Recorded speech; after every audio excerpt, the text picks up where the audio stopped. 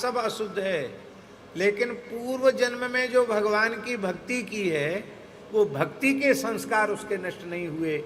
इसलिए हमारे यहाँ संतों में कहावत है, भक्ति बीज पलटे नहीं, जो जुग जाहि अनंत, ऊंच नीच कुल उपजय होए संत को संत।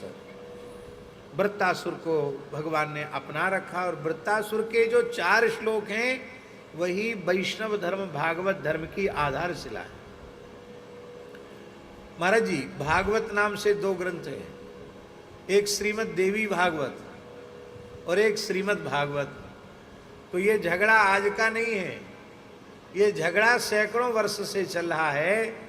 शाक्त लोग कहते हैं अष्टादश पुराणों में देवी भागवत ही महापुराण है, और वैष्णव लोग कहते हैं कि अष्टादश पुराणों में श्रीमद् भागवत ही महापुराण है, देवी भागवत महापुराण नहीं है। बड़ा झगड़ा है, और इस झगड़े के ऊपर पोथन्ना लिखे हुए हैं। अपने अपने मत में सब प्रमाण देते हैं, पर महाराज जी परम प्रमाण हमें किसका मानना चाहिए?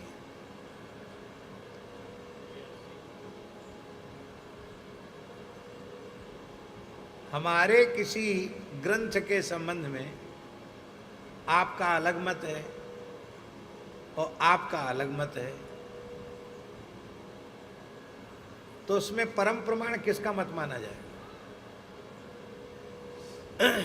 ग्रंथकर्ता का मत ही परम प्रमाण माना जाएगा।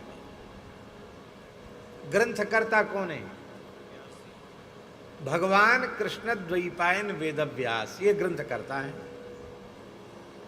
व्यास जी ग्रंथकर्ता हैं, और व्यास जी स्पष्ट लिख रहे हैं स्वयं, यत्र व्रत चतुश्लोकी तद भागवत मिष्यते। मत्स्य पुराण में भगवान व्यास लिख रहे हैं कि जहां वृत्तासुर के 4 श्लोक हैं वही श्रीमद् भागवत महापुराण अष्टादश महापुराणों में महापुराण है। ये व्यास जी खुद लिख रहे हैं। झगड़ा खत्म।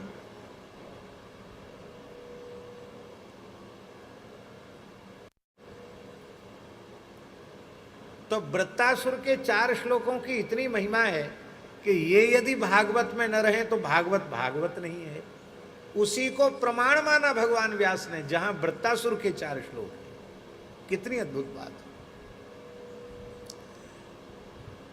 वैष्णव परंपरा में विष्णु स्वामी संप्रदाय के अंतर्गत श्री वल्लभाचार्य महाप्रभु जी ने पुष्टि संप्रदाय की स्थापना की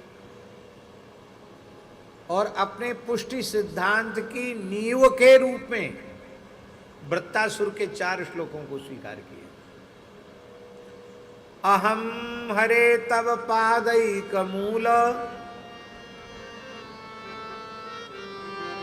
दासानुदासो भवितास्मि भूयः मनस्मरेतासु पतेर्गुणास्ते गृणीत वाक् कर्म करोतु कायः न नाक पृष्ठं न च पारमेष्ठ्यं न सार्वभौमं न रसाधिपत्यं न योग सिद्धिर पुनर्भवं वा समंजसत्वा विरहय्यकांक्षे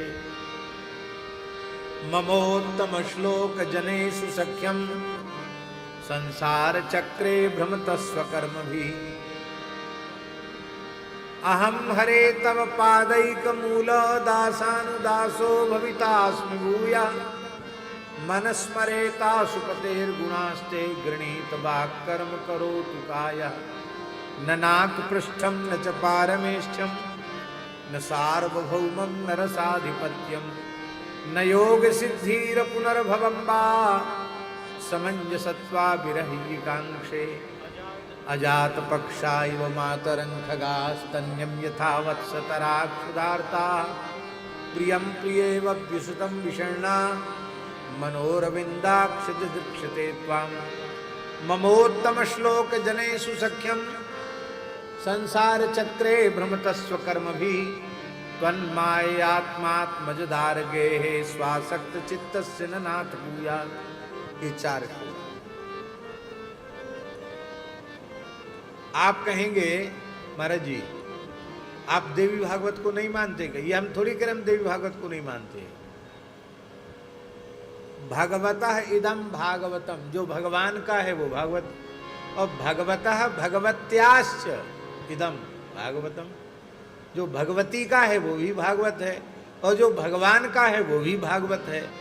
इसलिए देवी भागवत लिखने की व्यास जी को जरूरत क्यों पड़ी? बोले भगवान के परात्पर स्वरूप का तो हमने वर्णन कर दिया, पर भगवान की जो अभिन्न शक्ति भगवती है उसके परात्पर स्वरूप का हमने वर्णन नहीं किया। इसलिए उसका वर्णन करने के लिए उन्होंने देवी भागवत को लिखा। देवी भागवत में भी इतने सुंदर सुंदर चरित्र हैं, हम आपको क्या कहें महाराज जी। राधा रानी के जैसे सुंदर सुंदर चरित्र और राधा रानी की जैसी महिमा देवी भागवत में है। भागवत में तो स्पष्ट संकेत भी नहीं है, संकेत में ही केवल श्री जी का है, स्पष्ट राधा रानी का वर्णन नहीं है। लेकिन लगता है कि ये कसक व्यास जी के मन में रह गई होगी, इसलिए राधा रानी की विशेष महात्म्य का वर्णन करने के लिए उन्होंने देवी भागवत लिखा।